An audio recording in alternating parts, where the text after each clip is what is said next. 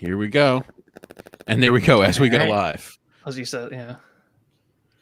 Alrighty. Let us get the show on the road. Good afternoon, everyone. It's Friday, July 2nd, 2021. Today we're talking about public betas and some exciting new device rumors because this is the iMore show. Joining me as always is iMore contributor Karen Freeman. Hey, Karen. Hello. And joining us today as our special guest is iMore news writer Stephen Warwick. Hey, Stephen. Hello. Good afternoon. How are you? It's always good to have you on, Stephen. And always great to be here. Thank you. So yeah, let's just jump into it because something rather large happened this week. It started off pretty quiet, pretty normal Monday and Tuesday, and then on Wednesday, which I need to emphasize is not July. It was not July on Wednesday. And yet Apple saw fit to release 4 out of its 5 public betas for this round of software. We got iOS, iPadOS, watchOS, and tvOS on Wednesday, and we got macOS yesterday. So here we are. Public betas they're live. They're real live things. I felt really bad for you on Wednesday. I'd retired for the day. And the betas obviously dropped, and it was so. I don't know if I'm allowed, but basically, you'd briefed us earlier in the day about it's July, maybe the betas, and literally an hour later, just bang, they were all there. I was like, oh, Joe, I was just 4 out of 5, and yeah, no, that's They got yeah. me. Have you guys? Well, were you on the developer betas anyway for most of it? I was. Karen, you're not on anything yet, I do not get on developer betas because I don't have spare devices, but I did get on the public beta with my iPad because in a pinch I can live without my iPad. Ooh. So how are you doing so far? What do we think? It's so far it's fine. It takes some getting used to. It was more of an adjustment than I thought it would be. Mm-hmm. But that's good. That means they made a lot of changes. You don't want to. What? Yeah. It means they made a lot of changes. You never want to install a beta and be like, "Oh, it's just like the old one." Why did I do this? Yeah. Are the public betas safe? Do you think? I only have one phone, but I really want to try iPad or iOS 15. I feel like it's fairly safe. If nothing else, if you go crying into an Apple store, they can't be that mad if you've installed a public beta as opposed to developer. Because if you're a developer, you're supposed to know what you're doing. I suppose the only thing I'm worried about losing would be notification functionality. But I have this blasted iPhone 14 notification bug, so I don't think they can literally get any worse. Where I don't get notifications, so I might just go ahead and do it. So I've got a very strange piece of advice that no one should follow at all. Is it about iOS 15 or is it completely? It's about unrelated? iOS 15 and watchOS 8. So I feel like if you want to use, say, the focus feature on iOS 15, that is one of the reasons you would download this beta. You also want to download watchOS 8. Yeah, I hadn't thought because, and the reason is, if you have a watch that runs, say, watchOS 7, say you're just on the latest public release, with a phone that runs iOS 15 and you use focus, when you go into a focus, your watch will just go into do not disturb mode. That's all. So focus, the notification delivery feature will not work properly if those notifications usually show up on your watch. And am I right in thinking that you can't downgrade from watchOS? Yeah, I was going to say the problem. I was going to say the watch is the absolute last device that I would get a beta on. Mm-hmm. And yet here I am. I also have the 3rd gen Apple Watch. You have to for work. Oh, you gotta be careful on that. Yeah, I wouldn't. The whole thing. God, yeah, that's. Unless you have to for work, I would not install a beta on a. I did not know. Sort of on a watch, especially not a 3rd gen. Sort of the issue for me with focus, and it's a feature I love, is that it has completely subsumed the do not disturb functionality, and where do not disturb, as we've known it, is now just a focus. What I really think Apple should do is, in almost a month now with this software, I really feel like they should rename this feature from focus to spaces. And do not disturb becomes a space, but it's I would love focus is more on point.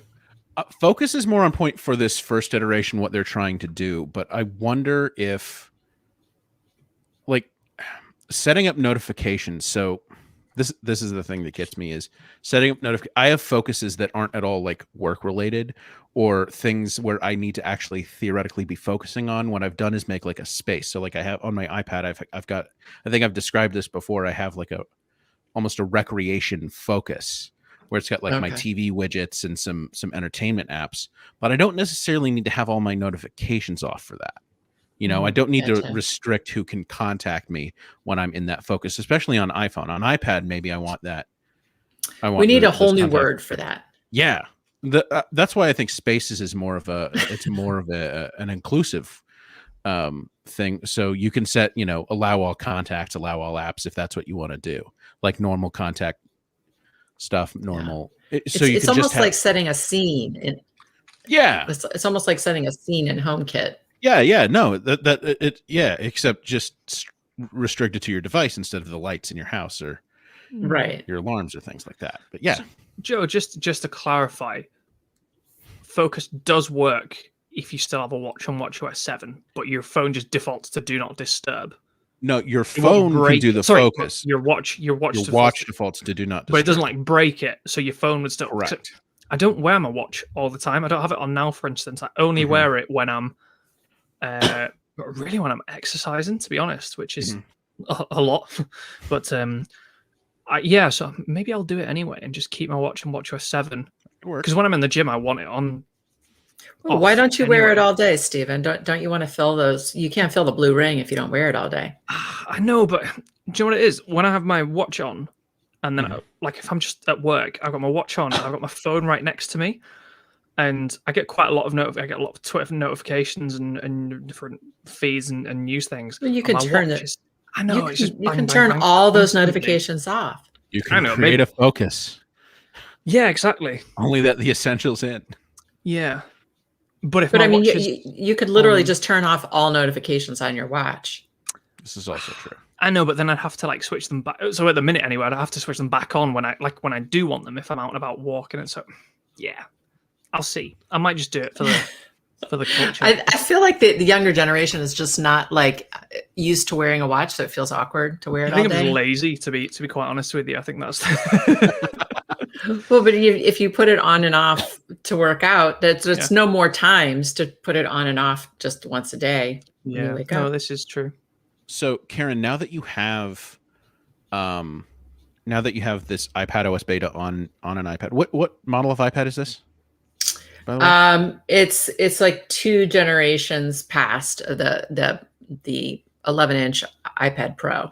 Okay, so like the 2018 iPad Pro. Yeah. Okay, so have you put widgets on your home screen yet? Of course, that was the first thing I did. Yeah, that's the only thing that's new. Like oops, all widgets. Yeah, I played around with that for a little bit, and I settled on. Let's see. Of course, Face ID does not work any better on the beta. So I settled on weather, calendar. The widgets to the camera. What was that? I said for the tape, Karen is showing her widgets to the camera, so I'm excited to see. Oh yeah. So I settled on my weather, my calendar, and just like random pictures. Is that in Iceland? So I may still play around with it some more, but oh, very good. Thank you. Wow, yeah, I'm impressed. I went on a school trip in year 9. Yes. It's quite a distinctive waterfall, to be fair, but yeah. Oh, a school trip. Yeah. I actually went to school in Iceland, believe it or not, for 2 years. You just go to COSI. Yeah. Yeah, our school trip. Almost as good. Yeah. But yeah, so you have obviously you've put widgets on the home screen.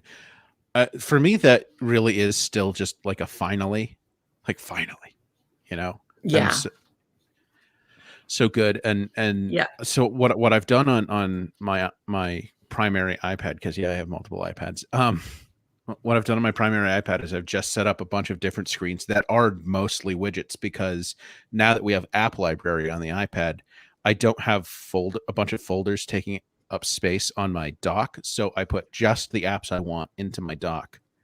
and then the rest are in App Library, and it's right there, and I can get to them all whenever.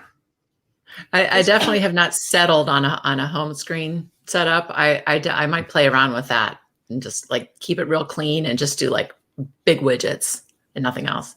And one of the other things I think is great, one of the, I guess, smaller but still kind of big changes that Apple made with iOS and iPadOS is you can essentially put multiple versions of the same app on your screen because of the focus feature. You might want to have an app across multiple home screens that you use per focus, so you don't need to so you need to be able to put multiple versions of an app on different screens, and you couldn't do that before. You would just have to move it.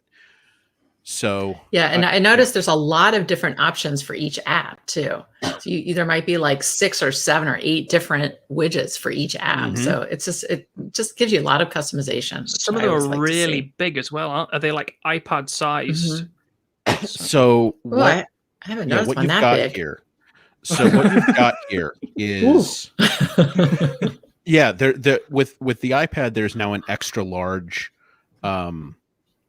I guess you would say extra large horizontally widget size. One of the things Subway would call it a foot long widget.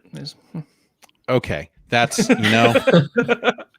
so one of the things Apple did last year, kind of late in the iOS 14 beta cycle, is they added like an extra tall widget that was just for news. It was just a news widget, and you actually can't put it on the home screen. It can only be in the, I guess you could still call it the Today view or whatever, the little screen where only widgets live,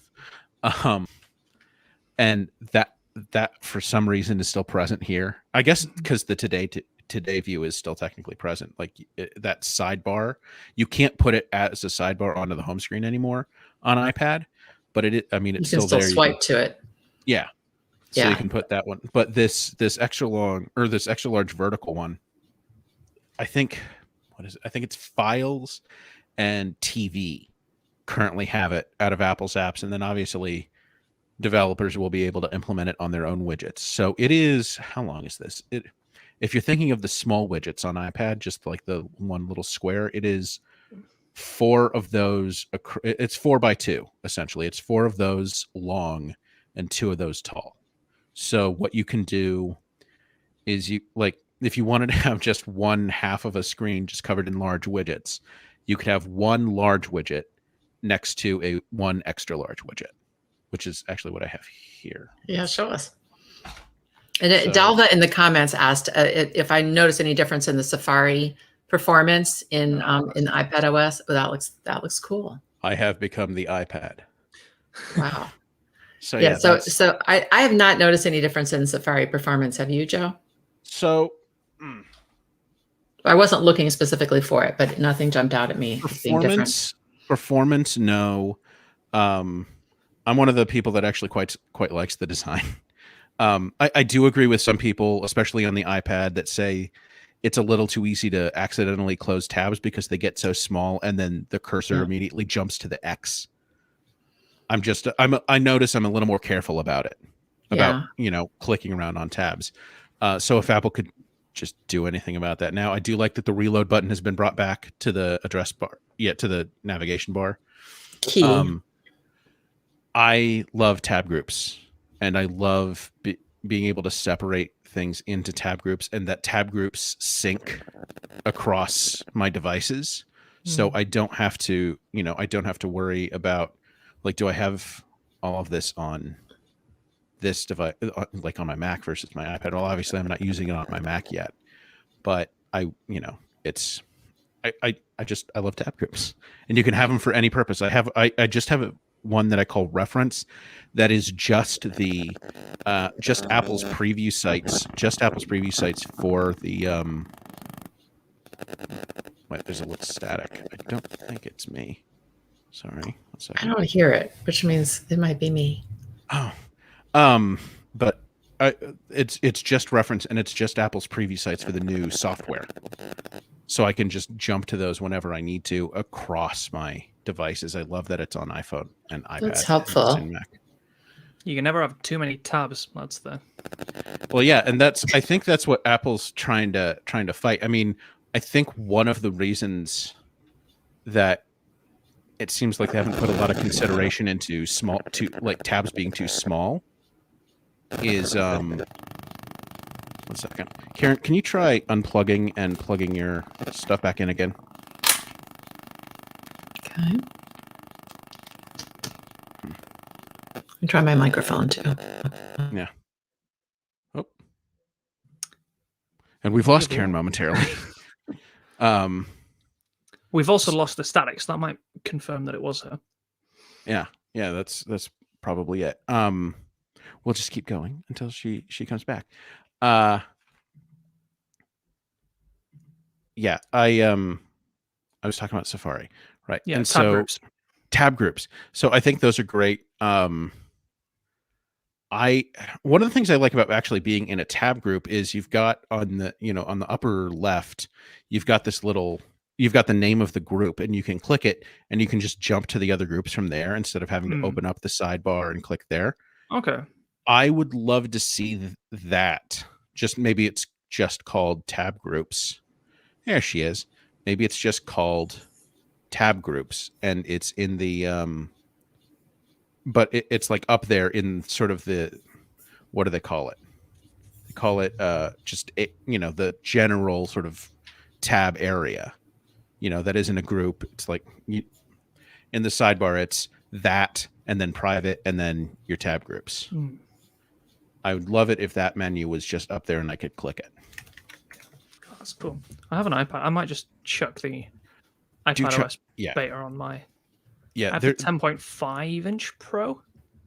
Oh, from 2017. Yeah. Yeah, the one with the chin. But yeah, we'll give it a try. We'll see how that goes. A shot. I gotta have one of the betas, and it sounds like the only one that might be technically feasible for me. So about the iPad OS beta specifically, I think the thing I find most impressive is the keyboard stuff, the keyboard shortcuts. So they've redone that. You know how some of you might know, if you have a keyboard attached to your iPad, if you hold the command button, you'll get just that like card of keyboard shortcuts you can use.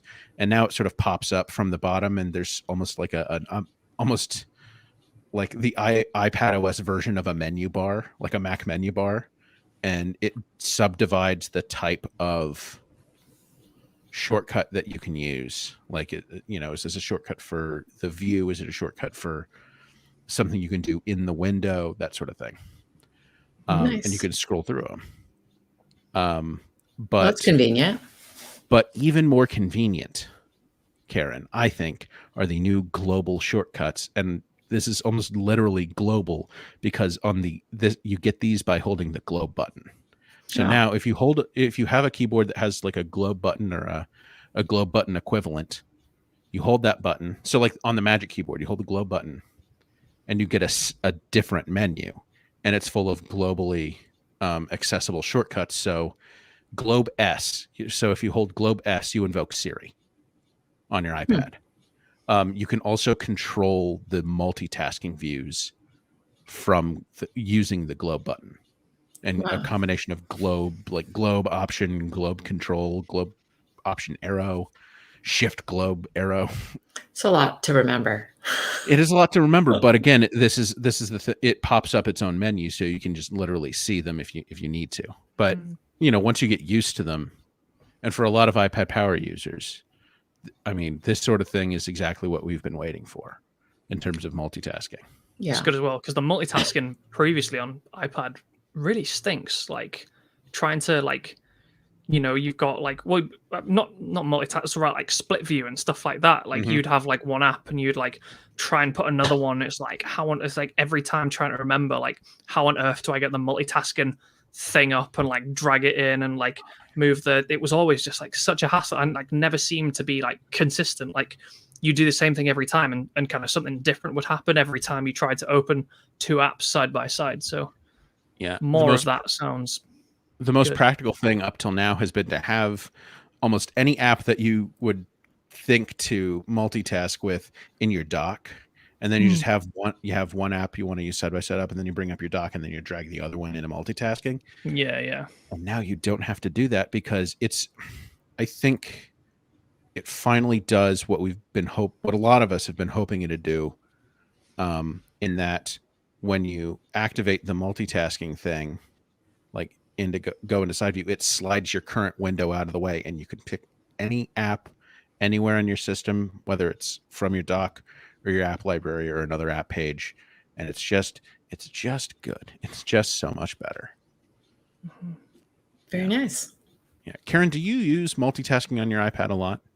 No, I don't. You're really sort of a one thing at a time kind of iPad Yeah, user? I'm really not an iPad power user. I use it for very basic things, surfing the internet, watching videos, that kind of thing. Yeah. I think that, and I think that's true for a lot of people. And I think that is something that iPad enthusiasts like myself can tend to forget, is that it's a highly accessible computer. And yeah, even especially before this, the thing that Apple did last week, where they sort of opened up the RAM a little more to people. People are like, "Well, put Mac OS on it," which, no, first of all, don't do that. That's a bad idea, and you should be ashamed for having it. That's my hot take. Because it brings pro level like what the iPad Pro does is it makes pro level hardware more accessible from a computing standpoint, from a user standpoint. Like there are so many people that have to use higher powered hardware in their jobs, and they're not necessarily computer experts.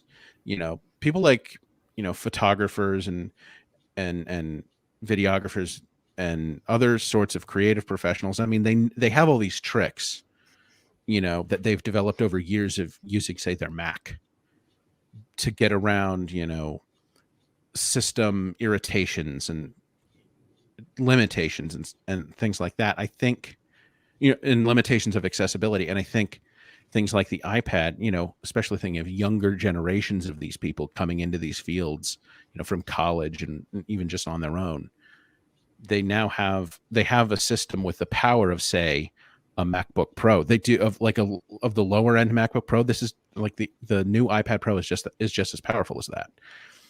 But they have access to that hardware in a more accessible form, in a more modular form. And so I think things like calling for Mac OS to be on the iPad Pro, and only the iPad Pro, which would be an incredibly inconsistent experience for people, moving up the iPad chain over the course of a few years. Yeah, I think I've mentioned before, I have tried to use my iPad Pro for work, and I can do some ancillary things, obviously answering emails, doing social media stuff. But when it comes down to it, just not having a desktop makes it just, I can't do my writing on an iPad. I could do like writing in Draft or, some other app, just straight writing. But when it comes to actually using our backend system, I can't get it to. Yeah. And there are certain, just, little peek behind the curtain. There are certain parts of our backend system that, you can theoretically use our whole backend system with an iPad. I have quite often. Yeah, I've done it. It's just so frustrating. It takes 3 times as long. Getting a cursor into a text box. Photo uploading, I imagine. I use a lot of drag and drop and stuff. So photo uploading for me is the worst. Photo uploading for me has been actually not so bad, but that's because I had to like figure that out. Like, what is the thing that makes this easier? So like I use a specific folder in files, and it's the same folder. It's actually the desktop folder. So anything I put in that folder, like a photo that I edit in Pixelmator, actually ends up on my Mac in case the backend system isn't really working for me. On the iPad, I can just jump, and it's like, well, I've got the photo here, so I can do this if I really need to. It's a nice backup. But like photo uploading is actually the sort of the least troublesome for me on iPad. It really is. It is the text box thing. Like, it can take forever to move a cursor from one text box to another, from like title box to summary to actual body text. It's, yeah. but like you said, Karen, the actual actually writing, that sort of thing, things I can do natively on the iPad, like in native iPad apps, it sings. It's the stuff that I have to do on the web. Yeah. Do you have the macOS beta as well? I don't. It's the only beta I haven't used. Do you know, is Universal Control out yet with the betas? I believe so. Because I haven't seen a single person online like use it. I feel like that's the first thing. It's probably for me personally, but the biggest single feature in the new Mac OS. Yeah, I think we've talked about this between Universal Control and SharePlay. Those are the two sort of truly technologically impressive, like standout features that they talked about during the keynote.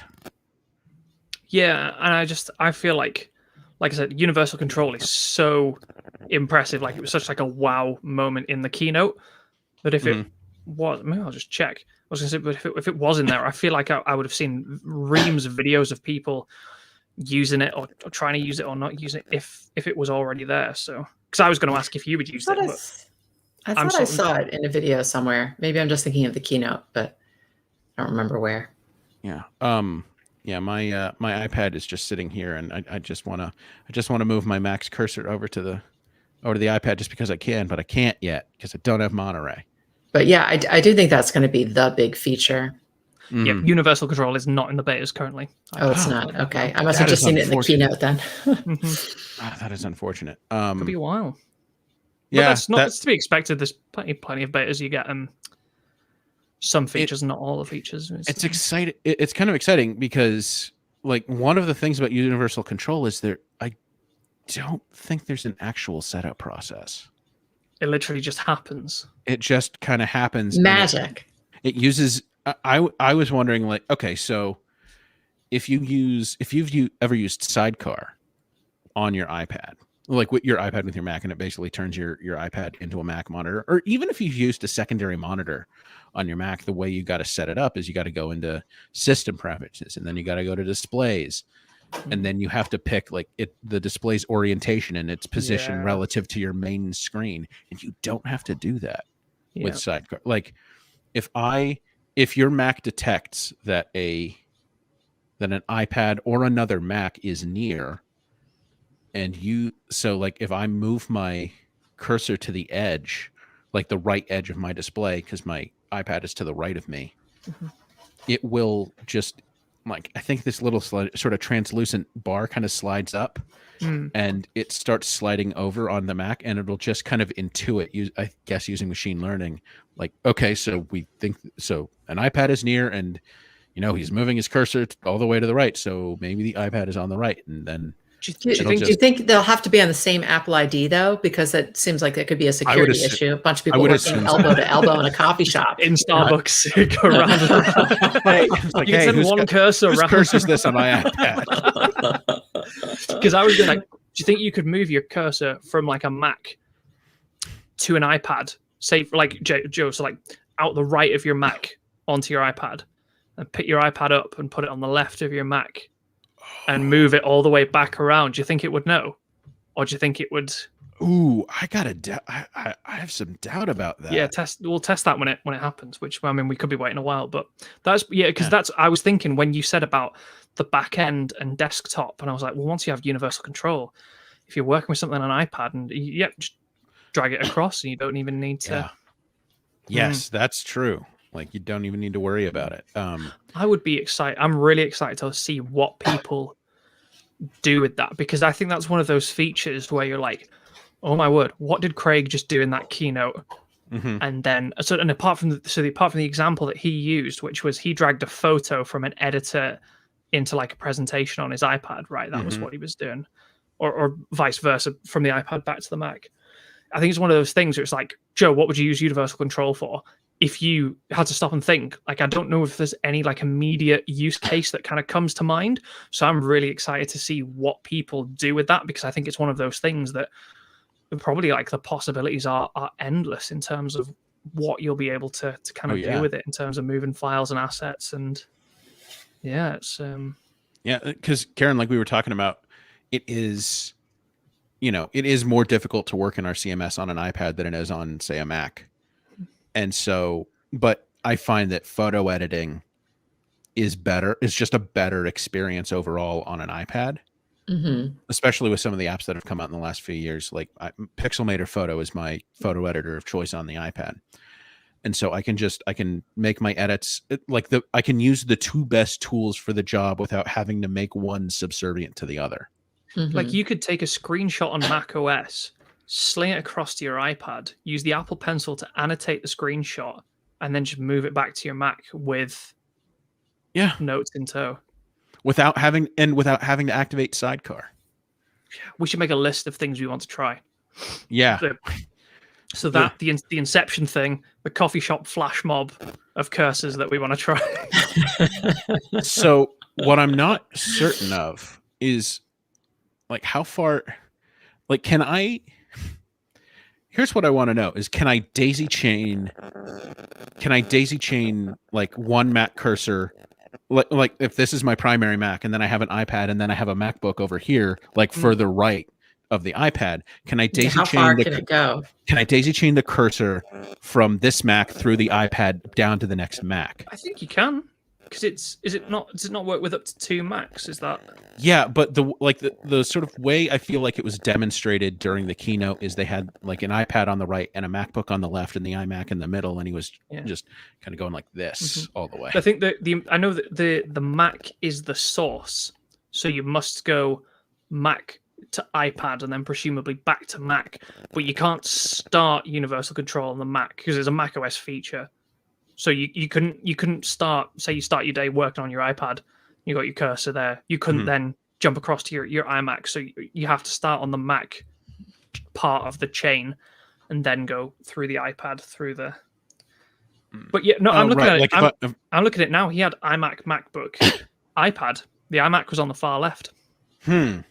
So yes, no, you want the iPad in the middle. That's what you're saying of 2 Macs. Yeah, in between the 2 Macs is what I was thinking. We'll find out. It's another thing to test. You just see, like, you've got a Mac, you got a MacBook, an iMac, or like a Mac Mini and an iPad. You could do a test and you could see like how many different configurations of device universal control would work in. Yeah. Make a great we feature article or something. Yeah. Top 10 uses for universal control. Like does the main device need to be in the middle? If you're going to use 3 devices, does the main one have to be in the middle, and then you can only go one computer right or one way, right or left, or can you have it all the way on the left and then go 2 computers down, or devices, whatever? It's like or 3 or 4. I mean, like Thunderbolt daisy chaining, but it's just for your mouse cursor. Yeah. Across your device. Yeah, we'll have to test the limits of that and see how far you can go. Yeah, but as we said, unfortunately, it's not actually. Yeah, it's kind of like with the current betas, which is a shame. Yeah, and I feel like it's like SharePlay. Like I'm not sure SharePlay is actually in the betas yet. Like the buttons are there, but it doesn't actually work. It doesn't seem like it works. We ran into an interesting thing where Luke had tried to test it, and he had some like continental issues. Yeah, he tried to test it with Christine, he lives in Canada. She lives in Luke America. lives in Canada. Christine lives in America. Which that immediately popped into my head. So see with SharePlay, SharePlay does. Do you think there'll be geographic restrictions because of like content rights and stuff? So I can imagine there would be for like if Netflix implements it, because our Netflixes are different, right? So we can SharePlay with a Netflix title that is in the US but not in the UK, or vice versa. Yeah, I would assume it would go along the same lines.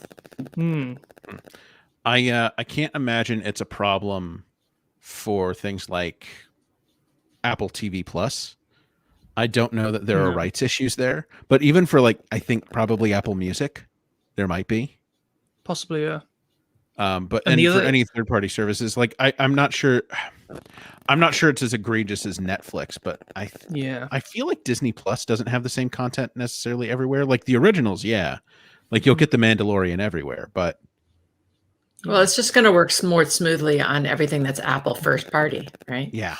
And that's the other thing I'm interested to see is beyond the geographic stuff is if you wanted to SharePlay with the two of us and you guys both had a Disney Plus subscription, but I didn't, like kind of what the process there is in terms of, I know we've talked about like free trials and stuff that they're. Yeah. Well, my guess is you'll be invited to I feel like they've come out. I feel like they've come out and said, because like it's syncing up things that what it's doing is it's syncing up things that every individual is watching.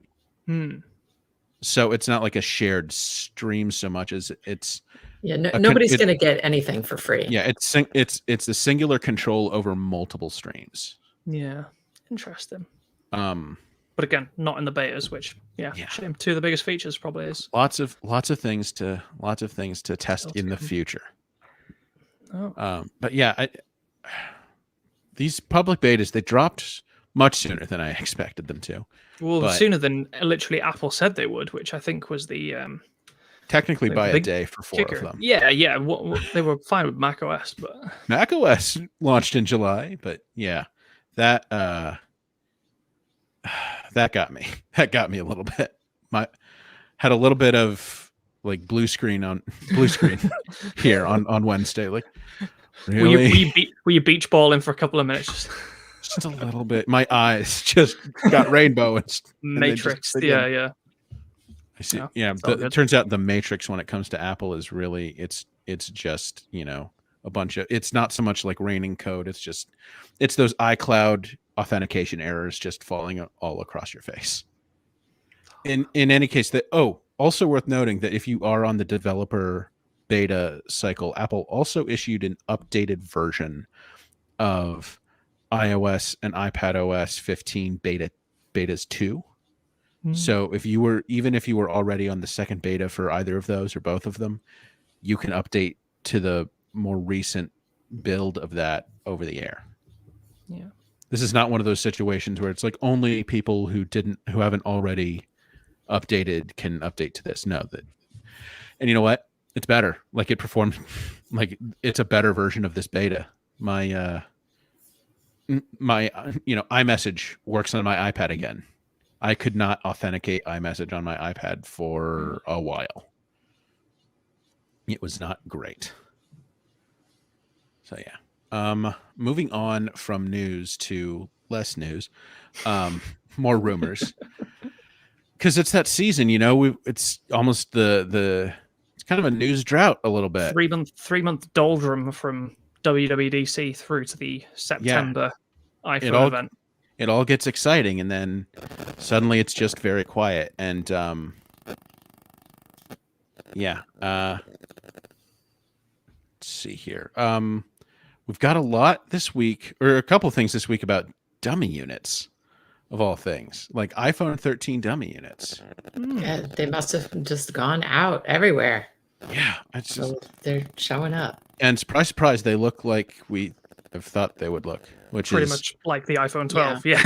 with new camera placement for the 13 and 13 mini. Yeah. Which I don't know if that really serves any purpose beyond. Maybe it's an accommodation for bringing the Pro Max like stabilization stuff down, or the bigger sensor.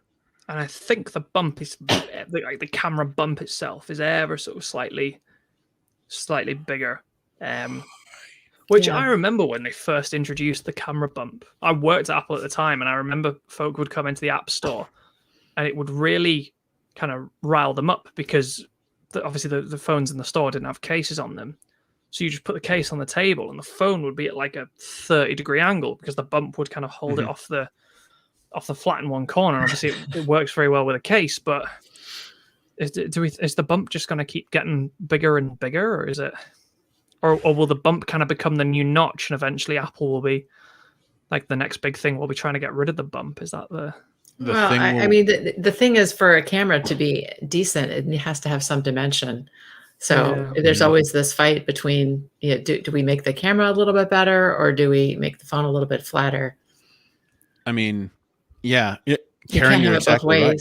You're exactly right, because what's one of the things that Apple always does with the camera part of the presentation is they sort of blow it up and show us the inside, and it's like 5, 6, however many elements the lens is now.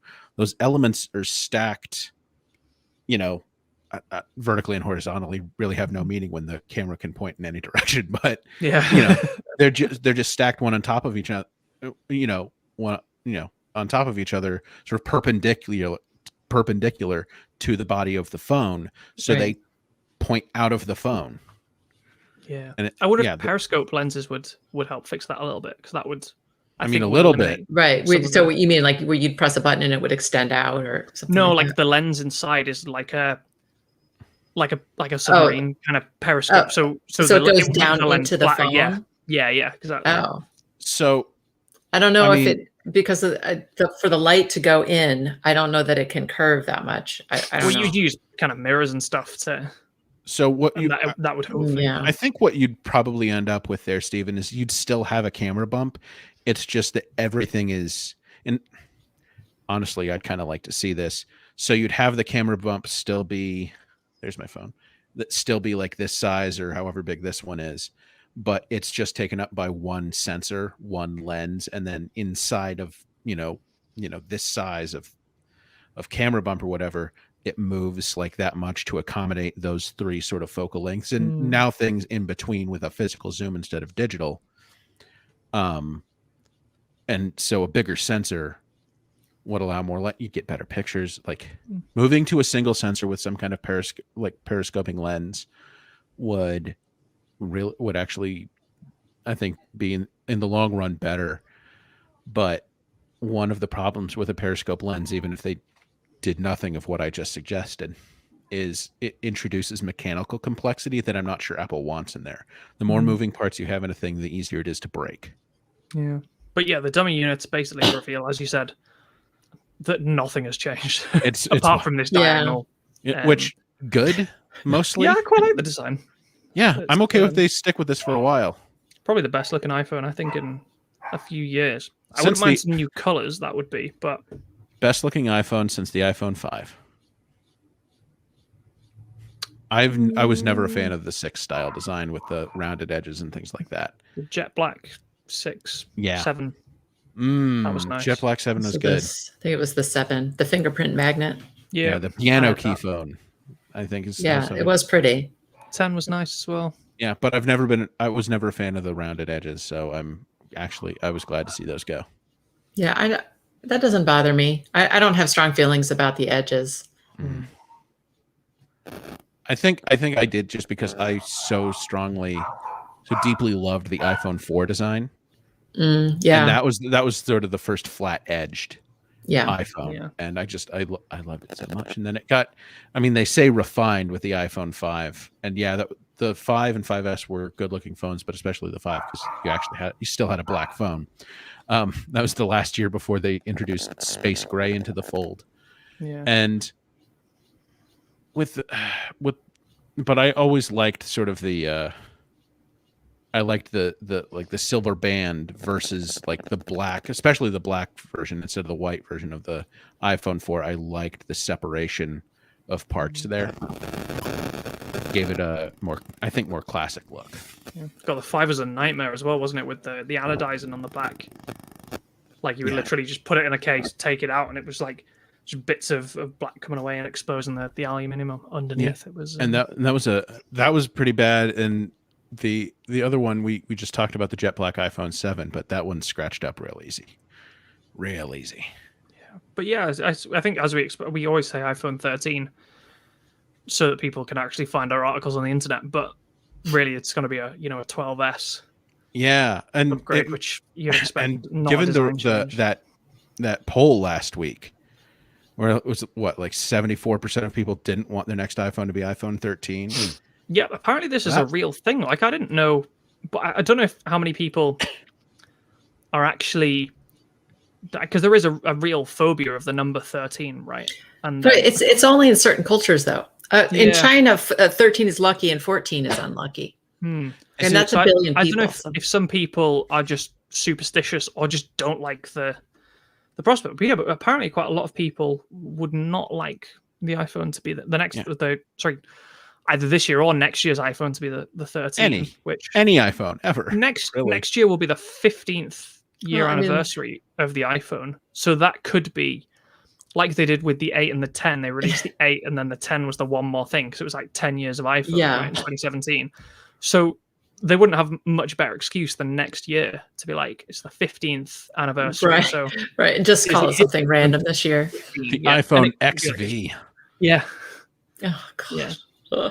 I'll take more Roman numerals of like, Yeah, but I don't really care what they call it. It's just whatever. You know? If they do that though, they need to go in full throttle with that name, iPhone XV, and then they need to still put the year name in it, so it's MMXXII.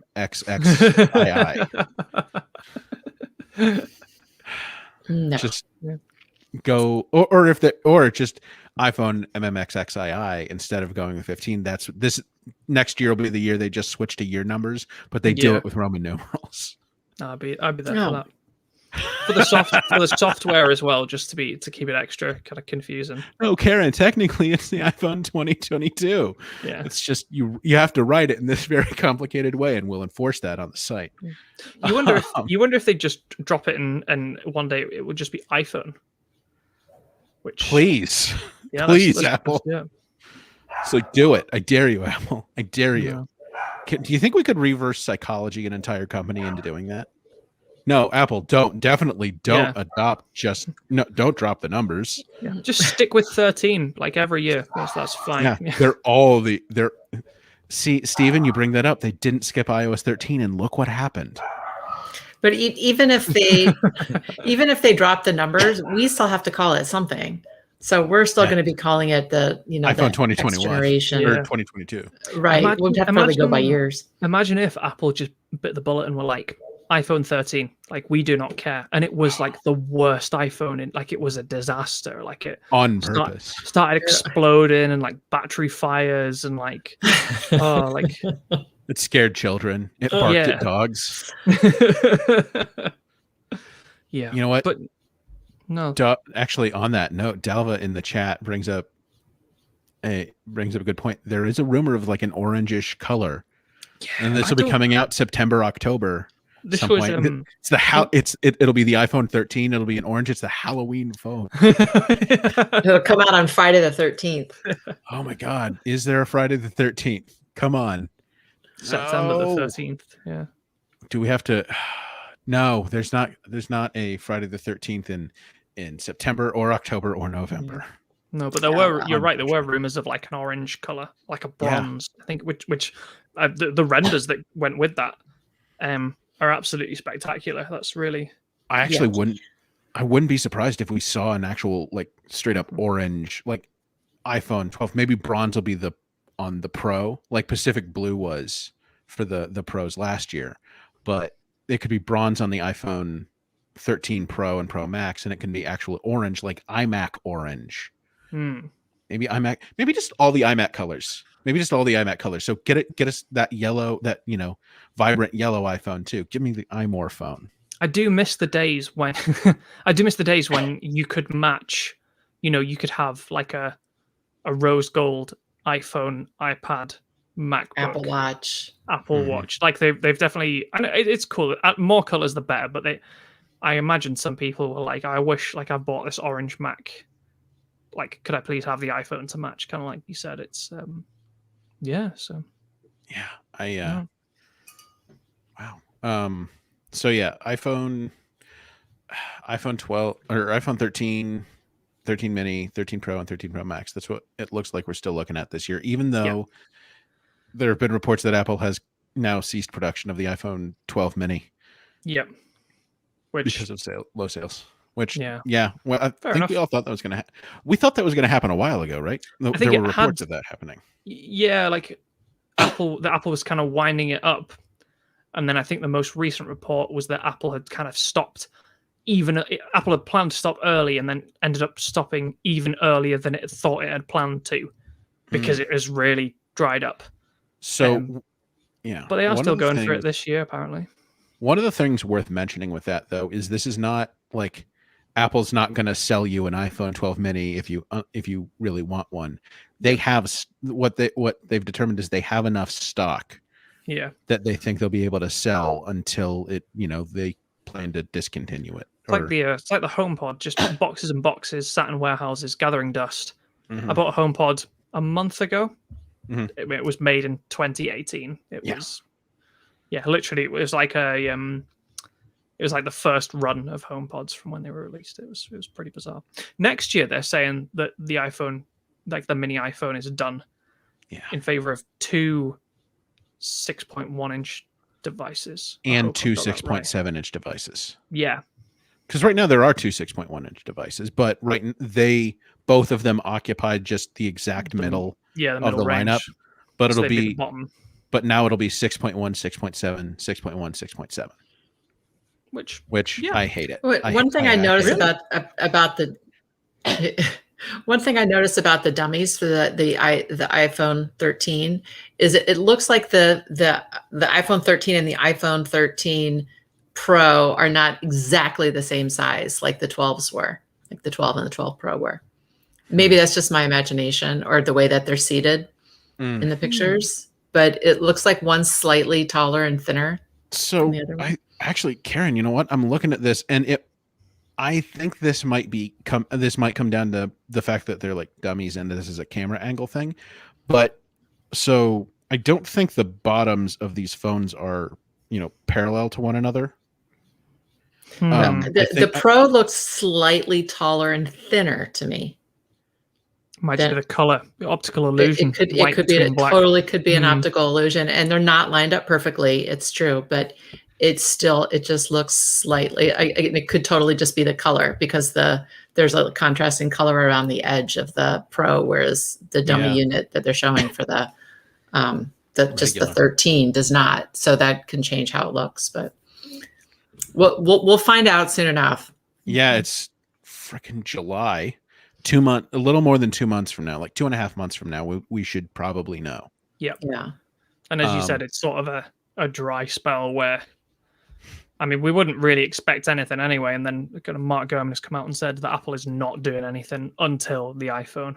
Yeah. But then it was like between, I think, September and December, Mark said Apple's got like new iPads, Macs, AirPods, phones.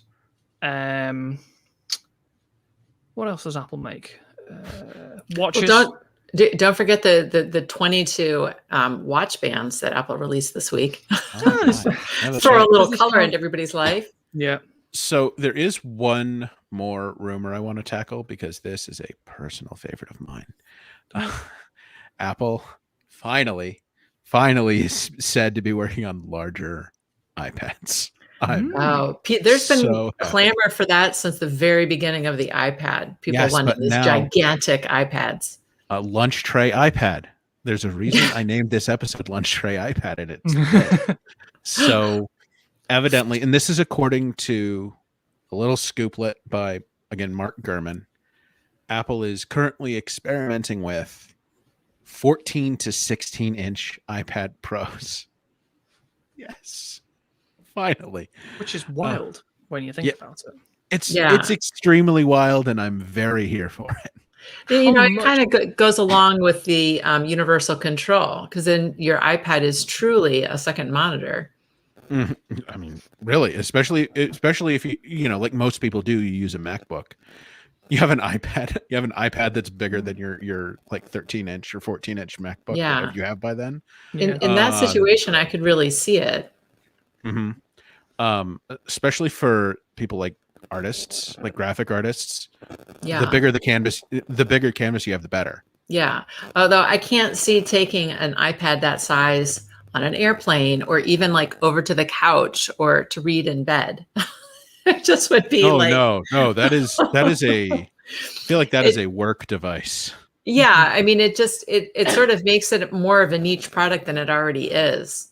Well, one of the things that we didn't really talk about in the beta section for iPad OS, that one of the, I think, maybe smaller but still very important new features is Quick Note. So QuickNote is a floating, for those that know, QuickNote is a floating window that you can write notes in that you can just bring it up and it just floats there on top of your iPad screen. And you can use Apple Pencil with it. You can type in it. You can drag links to it. You can do a lot of different things with it. And it when it comes to like gathering information, and it just kind of floats there and it syncs across your devices. It actually, it works with it's the Notes app, just a small window of it. And this could be a preview of like actual windowing. Like Karen, you were talking about the lack of a desktop. I mean, we might be on our way to it. Yeah, I don't know. I don't see that note feature being handy on an iPad that size, because that would mean holding it in one hand. I can't see holding a 16-inch iPad but that's in your just hand. That's just it, Karen. You can invoke it with a keyboard shortcut and type on it. I mean, it's not just something you have to use with Apple Pencil. Yeah, okay. I feel like definitely a 14, even a 14, but certainly a 16. Like I'm on a 16-inch Mac right now, and like this is not a device for, waving around at the dinner table or sitting in bed with, Karen, like you say. So, yeah, carry your food on it and then watch your Netflix. But it's certainly one. It's almost like one that would almost have to come bundled with a keyboard, or would be like positioned exclusively as a foldable laptop rather than because you're sacrificing, like you said, a lot of portability. I think how expensive a 16-inch iPad Pro would be, though. Like that's oh my goodness, a lot to very expensive. Yeah. I can't imagine it starting at under $1,400. More than that, I bet. Which is strange when you think about it, because you would very quickly get into the, well, why don't you just buy a Mac stage of the purchase process? So well, that's the thing, because the reason is because I don't want to use a Mac. And yeah, it's exactly what you said before about it being more accessible, more modular. But I also think that, the rumor is that this isn't coming for at least a couple of years. Yeah, not next year, maybe the year after. Right. So I think there's some indications that Apple is, and especially, in an optional sense, sort of proing up iPad OS a little bit. That we've got these new multitasking paradigms. We now have a regular floating window in QuickNote that just floats over the screen. I think they are getting ready to change some things on iPad OS. It's just this was not the year to do it, simply because this was the year where they were almost entirely remote when designing and building these systems. Yeah, should be noted, if you're listening, by the way, that these rumors are, like, as Mark says, in the Apple could scrap this anytime phase of development. Right. This is just a few people kind of kicking around notes in an office. This isn't. I'm thinking about an iPad that size, like Dalva said in the comments, iMonitor. It's basically it's a monitor that you can touch. Yeah. At this point, it's not going to be used for a lot of the things that people use iPads for now. It's really just going to be used as a touchable monitor. I would think. It's just too big for other stuff.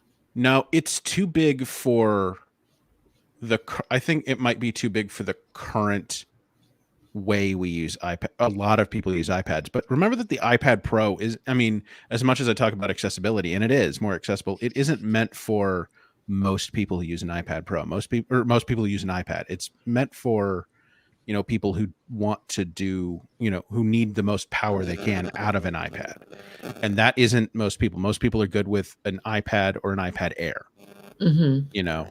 So the people who seriously use iPads now, I think there are people who could seriously use like a 16-inch iPad Pro now. Like now is the time for that. Yeah, I just feel like it's very specific market. It's a very specific market. Well, it's kind of like the iPhone 12 mini. Like that is a very specific market. True, and they got rid of it. They're getting rid of it. Yeah, theoretically, and that's that's unfortunate. But I also think on a higher end item, they're willing. Like look at the Mac Pro. Most people don't mind. Like the vast majority of Mac users, like 99% of Mac users don't have aren't going to buy a Mac Pro, but they still have the Mac Pro. Sure, and they're going to there's going to make an Apple Silicon version of it at some point, probably. They're not just going to redesign that line just to have one, maybe two versions of it. It's, yeah, you're right. You're right. If Apple makes it, somebody will buy it. Those things get more pro as well. Like you say, maybe we get the pro apps that we've been promised, like your Final Cut or your Aperture. That so once those things come about, I think that's when people will start. Once you can do more on the iPad, people will start clamoring for more screen space because you'll have the productivity, and then the bottleneck will become the size of the display, not what the iPad can run, how much RAM it has, or the battery life, or anything like that. So exactly, and a 16-inch iPad. I have to think Apple's not going to limit that to 10 hours. I think that'll be the one where they push that maybe 12, maybe 15 hours. We'll have a huge battery as well. That's here's the question though. For me, the thing I'm really curious about, the M1 is now in the iPad Pro, and they're obviously fanless. There's another fanless M1 computer in the MacBook Air. Would there be? I have to think there wouldn't be a fanless M1X, but maybe iPad Pro could be an MX fanless option, and so it's even more powerful. I don't know. I'm just look. This is me just wish casting into the future. If this even happens at all, that's what we do. We wish cast into the future. It's funny because I was on Clockwork a little while ago. It was last year sometime, maybe even the year before, to be honest. And we talked about how big would you like an iPad to be? And we sort of joked about, Joe, like you said, like an iPad the size of like a dinner plate or like a dining room table or something. And now it's, here we are. Like, let's have some bigger iPads. I saw it described as like the size of a steering wheel. And I was like, well, it's not going to be circular. So I don't know. The size and shape of a dinner plate. Yeah. The circle iPad. Yeah. Oh, that's wild. All right. We have good discussion this week, but we've come down to the end of our hour. We've done it on like 3 topics. You've convinced me to install the betas on all my devices. I'm just going to go for it. Beta, except don't install the beta on your Mac. It will screw up your audio stuff. If you've not heard from me in like 3 or 4 days, the betas have just wrecked me. That's all. Everything's exploded. Yeah, I can't be contacted. Can't and be you've reached. Moved to a cave. Yeah, pretty much. All right. So yeah, we've come down to the end of it. Thanks, Stephen, for joining us this week. My pleasure. Good to have you on. Big old thank you to everyone who showed up and watched us live and was talking in the comments. It's always great to have you there. See what you have to say about what we have to say. Huge thanks, of course, to all of the listeners who will listen to us later in their podcatcher of choice. We do this for the fans. And then a big old shout out to Jim Metzendorf, who always makes it sound so wonderful. Jim, we're very sorry about the static this week. Until next time, this has been the iMore Show. So we will see you later. Bye, everybody. Bye.